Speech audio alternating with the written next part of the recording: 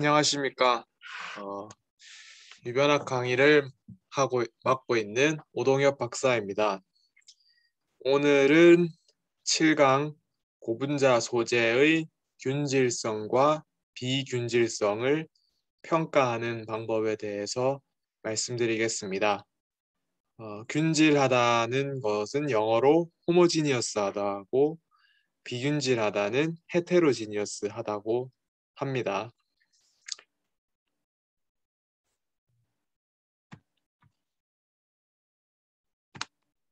네. 화학에서 이렇듯 균질한 것과 비균질한 것을 구분하는 게 매우 중요합니다. 왜냐하면 여러분들이 어떤 첨가제를 원하는 곳에 넣었을 적에 잘 균질해야지 적은 양으로도 효과를 볼 수가 있겠죠. 여러분들이 소금을 소금물에 넣어도 잘 녹기 때문에 골고루 어느 것을 맛보든지 적은 양을 넣어도 소금이 존재한다는 것을 알 수 있지만 잘 섞이지 않는 것들은 아무리 많이 넣어도 어, 존재하지 않는 것도 형성돼서 효과적이지 못하겠죠.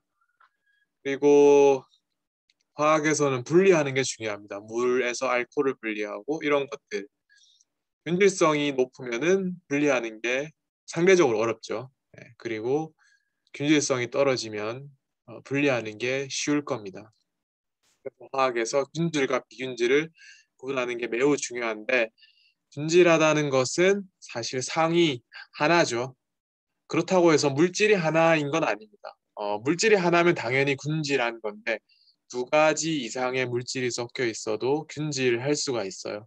그러니까 분자 수준으로 이분하게 되어 있는 게 균질한 거죠. 가령 이 염료를 물에 넣었을 때 처음에는 고체와 액체가 섞여 있는 두 가지 상이기 때문에 비균질한데 점점 호모지니어스 균질해지는 거죠.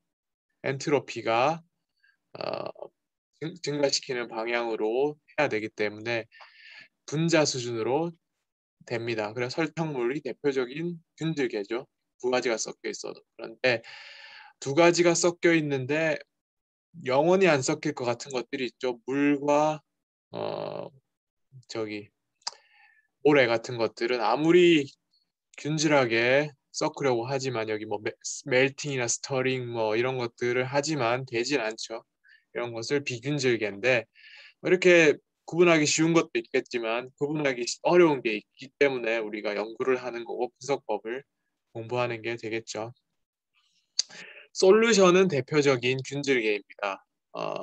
멜트도 당연히 균질계고 솔루션은 액체에 뭔가를 녹이는 건데 잘 분자 수준 잘 녹죠. 설탕물은 설탕을 넣으면 처음에는 고체와 액체가 섞여 있는 비균질처럼 보이지만 시간이 지날수록 엔트로피 때문에 분자가 하나하나 띄어져서 골고루 퍼져 나가게 됩니다. 고체와 액체에 솔루션이 있을 수가 있고 액체를 섞는 솔루션이 있을 수 있죠. 대표적인 게 술이죠.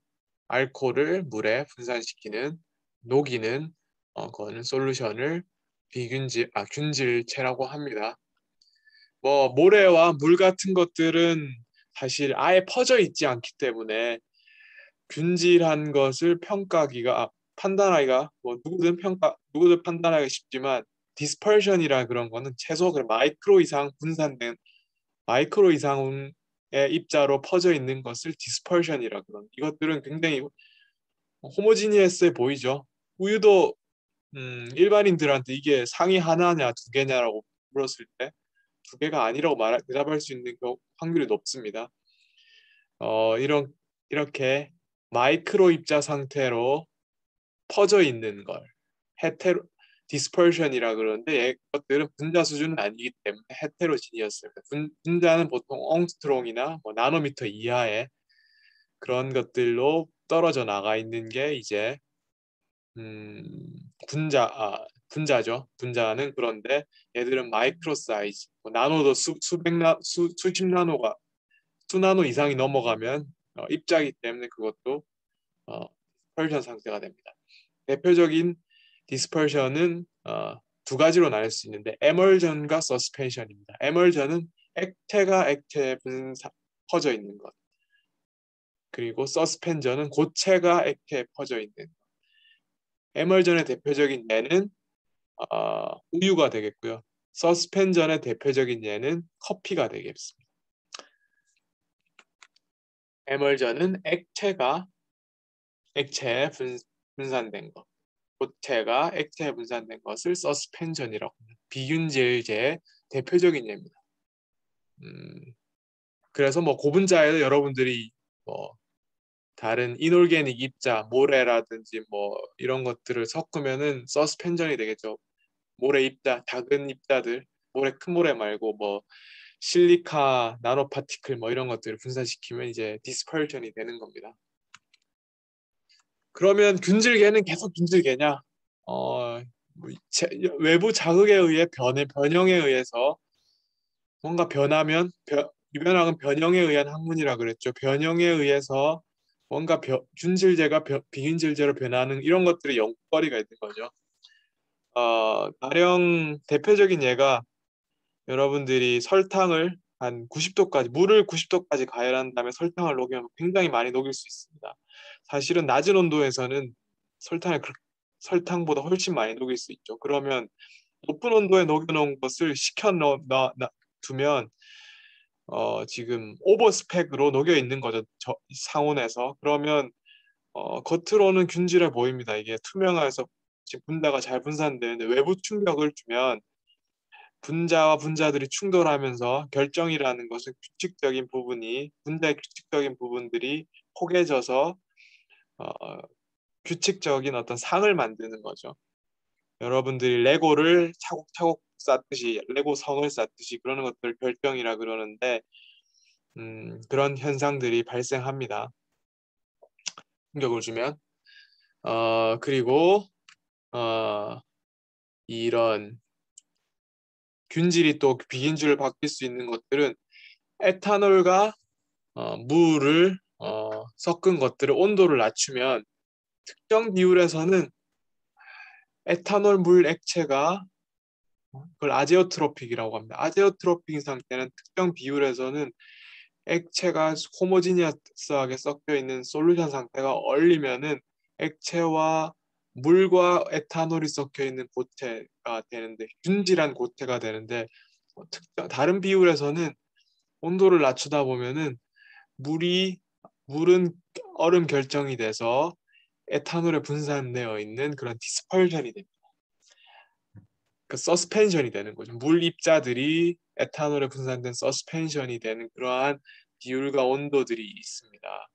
그래서 뭐 그것을 더 낮추면 이제 완전한 고체가 되겠지만 그렇지 못한 상태는 이러한 비균질이 섞여 있는 거죠. 그래서 이렇게 화학에서는 균질과 비균질을 나누는 것도 중요하고 여러 가지 자극에 따라서 균질이 됐다, 비균질이 됐다 뭐 이런 것들이 있기 때문에 그것을 유연학적으로 우리가 평가해 볼 필요가 있을 거라고 생각이 됩니다.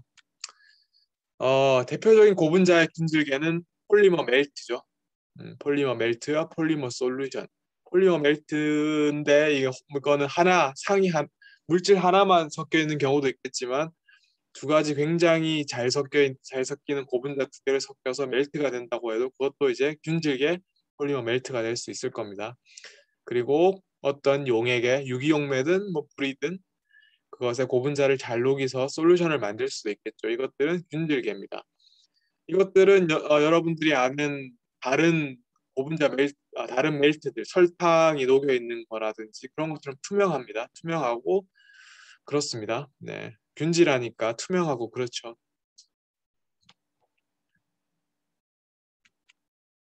그것들을 어떻게 평가하는지에 대해서 대표적인 방법은 시어 레이트를 증가시키면서 어떤 경험적 결과와 경험적 이론이 있습니다. 경험적 이론, 영어로 임페리컬 티어리가 있습니다. 여러분들이 고분자 멜트를 혹은 고분자 솔루션을 디스크 사이에 넣고 이제 유변 물성을 측정하는데 뭐 점도를 측정할 수도 있고 저번에 4강에서 배웠듯이 저장 탄성률 G'과 손실 탄성률 G''을 동시에 구할 수가 있겠죠. 그러면 프리퀀시가 왜 쉬어 레이트인지 말씀드리면 쉬어 레이트는 속도 나누기 높이라고 했죠. 그러면 미터 세크 나누기 미터가 되겠고 미터가 날아가고 시간의 역수 원 퍼 세크가 되겠죠. 원 퍼 세크는 전자기학에서 헤르츠와 같습니다. 헤르츠는 프리퀀시와 같아요. 그래서 프리퀀시의 단위죠. 그래서 시어 레이트라는 건 프리퀀시와 같을 수가 있는 거죠. 그래서 이 이변학 레오미터의 구조 특성상 프리퀀시처럼 왔다 갔다 해야 되는 상황이 존재하기 때문에 그것을 프리퀀시로 많이 표현하고 거의 동의어라고 엄밀히 따지면 이론적으로 좀 다른 면이 있긴 하지만 어, 여러분들이 이해하는 데는 프리퀀시와 시어 레이트가 동일어라 봐도 거의 무방할 정도로 거의 동일어라 볼 수 있습니다. 시어 레이트가 증가하는 낮은 데서 증가한다. 즉 고분자 변형 속도가 느린 곳에서 높은 곳으로 증가시키면서 고분자 멜트나 솔루션의 G 프라임 저장 탄성률과 손실 탄성률을 측정하면은 빨간색이 손실 탄성률입니다. 그리고 그것을 X축과 Y축의 로그를 씌웁니다. 로그를 씌우면 그래프가 경험적으로 이러한 시어리를 나타내는데 이 G'은 기울기가 2인 선형 그래프를 나타내야 되고 G 더블 프라임 손실 탄성률은 기울기가 1인 증가하는 그러한 그래프를 나타내야 합니다. 여러분들이 디스크 사이에 시료인 멜트나 솔루션을 넣고 프리퀀시 수입을 합니다. 즉 시어 레이트 수입이라는 거는 바닥을 쓴다는 얘기죠. 이렇게 쓸어간다. 낮은 곳에서 높은 곳으로 쓸어서 분석해 본다는 뜻이고 이 디스크가 왔다 갔다 하는 것을 프리퀀시라 그러죠. 그래서 천천히 왔다 갔다 하다가 빨리 왔다 갔다 셔틀이 천천히 왔다 갔다 하다가 빨리 왔다 갔다 이렇게 천천히 왔다 갔다 하다 빨리 왔다 갔다 하는 걸 증가시키면서 점도를 찍는다던가 G'을 찍는다던가 G'을 찍는 것을 우리가 논문에서 관용적으로 프리퀀시 수입을 했다라고 합니다. 프리퀀시 수입이라는 것은 시어 레이트를 즉 프리퀀시가 낮은 데서부터 높은 곳으로 증가시키면서 점도와 G'과 G'을 특정해서 결과를 얻는다는 것을 프리퀀시 수입이라 그러고 여러분들이 그 기계에서 프리퀀시 수입을 하면 자동으로 이 세 개의 결과값을 다 동시에 얻어줍니다. 여러분 굳이 세 번 측정하는 게 아니고 프리퀀시 수입을 모드를 해서 프리퀀시 0.1에서부터 100까지 찍으라고 기계 명령을 하면 프리퀀시 수입을 여기서 증가시키면서 점도와 G 프라임, G 더블 프라임 동시에 세 개를 그래프에 넣어서 이렇게 한 그래프에 다 데이터를 줍니다. 네, 그것을 알아주시면 좋을 것 같고 그러면 여러분들이 결과값을 얻으면 엑셀로 애들이 주죠. 그래프로도 주지만 엑셀로 주는데 엑셀로 주면은 X축이 있을 거고 X축이 시어 레이트 프리퀀시가 있을 거고 Y축 값은 3개인데 지금 점도는 뺍시다. 점도는 여기서 별로 중요하지 않기 때문에 Y축 하나는 G 프라임, Y축 또 다른 하나는 G 더블 프라임이라서 이런 엑셀에 이 줄이 3개인 그래프를 얻을 수가 있을 겁니다. 그리고 X축을 일단 지우고요. G 더블 프라임을 X축으로 바꾸고 G 프라임을 Y축으로 바꿔서 얘를 X축, 얘를 Y축으로 해가지고 얘를 지우고요. 그래프를 또 그립니다. 그러면 X축이 G 더블 프라임이고 Y축이 G 프라임인 그래프를 그릴 수 있는데 아까 여기는 2로 증가해야 되고 선형으로 1로 G 프라임은 G 더블 프라임은 선형으로 1로 증가해야 되기 때문에 그것의 관계를 따져보면은 기울기가 2인 선형 그래프를 둬야 돼요. 이런 X축과 Y축을 만들면 기울기가 2인 선형 그래프를 둬야 되는데 우리는 그것을 콜이라는 과학자 2명이 제가 뭐 가족 관계는 모르겠습니다. 형제인지 자매인지 뭐 이런 모르겠는데 콜이라는 사람 둘이서 이 이론을 만들어서 콜콜 플랫이라고 그리고 이 기울기가 2인 그래프를 둬야 돼요. 그래야 이제 고분자 멜트나 솔루션이 호모지니어스하다, 균질한 개이다라는 것을 말하고 여기 데비에이션이 일어났죠. 이 선형 기울기 2에서 벗어난 것들이 커지면 커질수록 우리는 이것을 헤테로지니어스하다라고 말합니다. 지금은 이 소재들이 지금 제가 이 논문에 나와 있는 소재들이 일반적으로 다 호모지니어스였기 때문에 데비에이션이 큰데 이 보라색은 좀 크죠. 근데 이 검은색 부분은 작고 이 별, 이 별이나 이 네모 부분은 이 데비에이션이 작은데 이 세모 보라색은 좀 데비에이션이 큽니다. 이 큰 건데 얘는 헤테로지니어스하고 여기 지금 이 직선 위에 놓여 있는 다른 그래프들은 호모지니어스하다라고 우리가 평가할 수가 있습니다. 그리고 또 다른 방법, 아까 그 그래프에서 얘를 여기로 보내서 나누기를 합니다. G 더블 프라임 나누기 G 프라임 우리가 배웠죠. 그렇게 해서 이걸 X축, 지어레이트 프리퀀시를 X축, G 더블 프라임 나누기 G 프라임을 Y축 해서 그래프를 만들 수가 있겠죠. 여러분들 이걸 옮겨서 나누기를 할 수 있겠죠.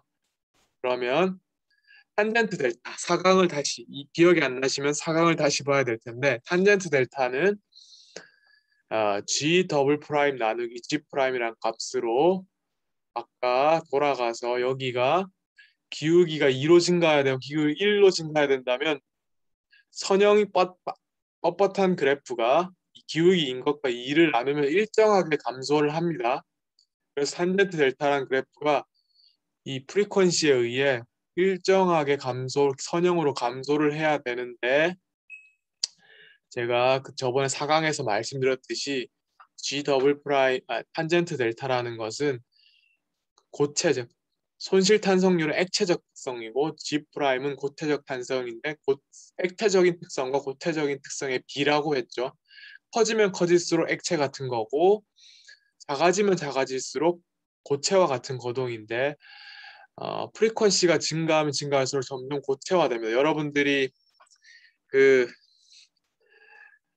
변형에 따라서 왜 고체처럼 느껴지냐면 여러분들이 수영장에서 물을 천천히 만지면 액체처럼 느껴지는데 빨리 만지면 고체처럼 느껴져요. 그래서 다이빙 할 적에 물속에 수영장에 천천히 들어가면 물이 딱딱하다 느껴지지 않는데 다이빙을 하면 딱딱하다 느껴지죠. 그래서 보통 호모지니아스한 액체는 처음엔 느리게 변형시킬 때는 액체와 같았다가 변형을 빨리 할수록 고체화되는 이러한 선형의 그래프를 나타내는 게 통상인데 이것의 데비에이션이 커진다는 말은 그 시스템이 균질하지 못한 액체다. 낮은 프리퀀시에서도 이미 고체화 같다는 것은 얘가 계열화가 됐다는 거죠. 얘는 호모지니어스 멜트라는 것은 액체가 되어야 되는데 액체가 아니라 프리퀀시가 낮을 때부터 딱딱하다. 수영장에서 천천히 만질 때도 딱딱하단 말은 걔가 물이 아닌 거죠. 그래서 이 그래프에서 또 데비에이션을 나타내는 것은 여러분들이 또 시스템은 폴리머 멜트라든지 폴리머 솔루션이 균질하지 못하고 헤테로지니어스하다는 것을 평가하는 두 번째 툴이 됩니다. 사실은 뭐 콜콜 플랫과 탄젠트 델타가 어차피 비를 나타내는 거기 때문에 원론적으로는 원리는 같은 거고요. 그래프를 나타내는 방식이 다르다라고 보시면 됩니다. 이것을 어디다 써먹을까? 나노 컴파짓이라는 것은 나노 입자를 폴리머 멜트나 솔루션에 넣고 섞는 거죠. 섞어서 첨가제를 넣어가지고 고분자 물성을 증가시키기 위해서 첨가제를 넣는 방식을 말하는데 나노 입자를 넣는다 그래서 나노 컴파짓이라고 합니다. 저희가 이제 폴리술펀이라는 PSE 혹은 PSU라고 불리는 고분자에다가 아라미드 나노파이버를 첨가제를 넣어서 얼마나 균질한지 균질하지 않은지에 대해서 평가하는 실험을 하였습니다. 그래서 인시추 방법이라고 해서 화학적으로 고분자 체인이랑 붙여버려서 잘 섞이게 만든 것과 그냥 단순하게 나노섬유와 고분자를 그냥 어, 그냥 어, 멜트로 이 교반기로 그냥 섞어준 거, 블렌딩으로 전통적인 블렌딩으로 섞어 잘 섞이지 않은 두 가지 버전이 있는데 마이크로시티라 그래서 결정성이 높은 이 아라미드 나노파이버만 잘 나타내게 하는 그런 이런 엑스레이 툴이 있는데 뭐 이번 강의의 범위를 벗어나기 때문에 자세하게 설명드리지 않겠지만 이 검은 부분이 나노 입자가 들어간 부분인데 아이소솔바이드라서 화학적으로 분산시킨 방법은 아라미드 나노 섬유들끼리 그 어그리게이션이 되지 않기 때문에 균질하기 때문에 이 어그리게이션이 상대적으로 덜 보이고 어그리게이션이 많이 나타나 블렌딩에서는 많이 나타나서 비균질성이 심하다라는 것을 어, 엑셀로 나타낼 수 있는데 이것을 유변학적으로 표현해 봅시다. 우리가 프리퀀시 수입을 해서 했을 적에 G'은 기울기가 2로 증가해야 된다고 그랬죠.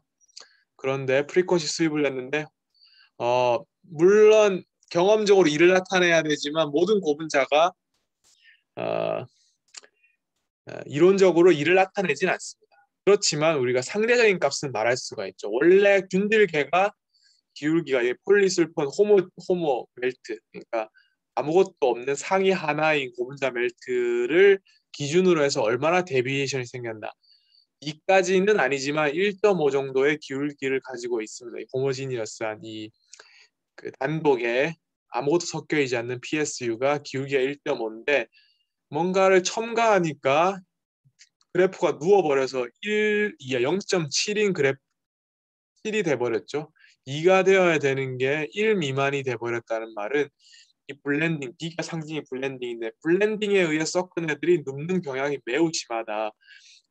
이론치에서 더 많이 벗어난다. 그렇기 때문에 이 블렌딩 방법으로 하면 유변학적으로 균질도가 높다는 것을 정량적으로 나타낼 수 있겠죠. 왜냐하면 기울기 B가 숫자로 나타낼 수 있기 때문에 정량적으로 우리가 비균질성을 정량적으로 나타낼 수가 있다. 그리고 콜콜 플랫을 이것은 그래프로 안 나타내고 표로 나타내 봤는데 파란색 그래프입니다. PSU 호모가 기울기가 한 1.2 정도 콜콜 플러스 아까 콜콜 플러스 기울기가 2가 나와야 된다 그랬죠. 1.2 1.15 정도 되는데 블렌딩 방법으로 했더니 0.9 뭐 이렇게 떨어지더라. 콜콜 플러스 들어눕더라. 블렌딩에 의해서 하면은 콜콜 플러스 이론적인 치에서 많이 벗어나서 기울기가 떨어지더라. 이게 비균일성을 높이는 것을 말할 수가 있겠죠. 탄젠트 델타 그래프도 그냥 표로 나타내는데 그래프로 나타내지 않고 같은 이 뭐 1.7 이 초록색 그래프를 기준으로 보겠습니다. 블렌딩으로 했더니 탄젠트 델타 값이 그 기울기가 더 많이 감소했다. 이것도 역시 비균질성을 얘기한다라는 것을 나타내는 것을 알 수가 있겠습니다. 그러면 이제 이번에는 어, 지금까지 지금 몇 장에 걸쳐서 어떤 첨가제를 넣었을 때 비균질성이 일어나는 것에 대해서 설명드렸는데 이번에는 폴리머 멜트 단독 혼자 상이 있는데 상이 두 가지가 생길 수가 있겠죠. 앞서 말씀드린 설탕물도 상이 하나였는데 외부 충격이나 뭐에 의해서 어, 결정이 과포화 용액에서 결정이 외부 충격에 의해서 만들어지듯이 폴리머 멜트도 혼자 하나의 상으로 있었는데 외부 충격에 의해 상이 두 개가 나타날 수가 있겠죠. 그래서 균질계가 비균질가 될 수가 있을 텐데 그것에 대해서 한번 설명해 보겠습니다. 그것의 대표적인 예가 쉬어 인듀스드 혹은 스트레스 인듀스드 크리스탈리제이션이라고 합니다. 제가 지난 그 6강에서 고분자 멜트가 쉬어 레이트에 따라서 점도가 시어 레이트가 증가할수록 점도가 감소하는 현상에 대해서 제가 말씀드렸습니다. 그 이유는 외부 충격이 심화되면 심화될수록 랜덤 코일로 있던 고분자들이 젓가락처럼 펴지게 되죠. 그러면서 흐름 방향대로 잘 흘러가기 때문이라고 말씀을 드렸습니다. 젓가락처럼 펴지면 결정이라는 것은 규칙적인 부분이 레고 블락처럼 포개져서 분자와 분자들이 결합을 해서 그 비공유 결합으로 딱 붙어버리는 거죠. 그래서 여기 보시는 것처럼 랜덤 코일인 상태가 외부 충격에 의해서 펴지면서 펴진 부분들끼리 규칙성이 높아지니까 젓가락처럼 펴져 있으면 포개기가 쉽겠죠. 여러분들이 빨래가 막 엉클어져 있는 상태보다 옷을 펴가지고 펴면 납작하게 피면 옷끼리 포개기가 쉬울 것이고 서랍에 넣기가 편해지듯이 분자들도 젓가락처럼 랜덤 코일한 것들이 펴지면은 이렇게 펴진 부분에서 규칙성을 찾아서 자기들끼리 붙어버리겠죠. 그래서 결정을 형성돼서 단단한 폴리머 멜트가 액체인데 그 부분이 고체화돼 버리겠죠. 결정은 고체니까. 그래서 폴리머 멜트 부분에서 특정 부분이 분자가 펴진 부분들이 포개져서 레고 블록처럼 붙어버려서 결정이 돼서 고체가 되면 그 솔루션 내부에 결정들이 점점 박혀 있는 그런 구조가 되겠죠. 그래서 그것을 취어에 의해서 혹은 스트레스에 의해서 유도돼서 결정화된 것이라 그래서 온도가 아니라 여기서 지금 멜팅 템퍼러처 이상입니다. 지금 착각하시면 안 되는데 멜팅 템퍼러처 이상에서 외부 충격에 의해서 특정 폴리머 멜트 중간중간에 결정들이 생겨서 고체가 돼버리는 그러한 현상을 시어 인디스드 크리스탈리제이션이라 그러고 이것은 프리퀀시 수입보다 타임 수입이 측정하기 좀 더 유리합니다. 이 디스크 사이에 폴리머 멜트나 솔루션의 시편을 솔루션도 됩니다. 솔루션을 넣고 솔루션 좀 농도가 높아야 시어 인디스드 크리스탈리제이션이 됩니다. 넣고 프리퀀시 수입이 아니라 프리퀀시는 고정해놓고 왔다 갔다 하는 속도를 일정하게 하고 시간에 따라서 점도와 G'과 G'을 측정하는 걸 타임 수입이라고 합니다.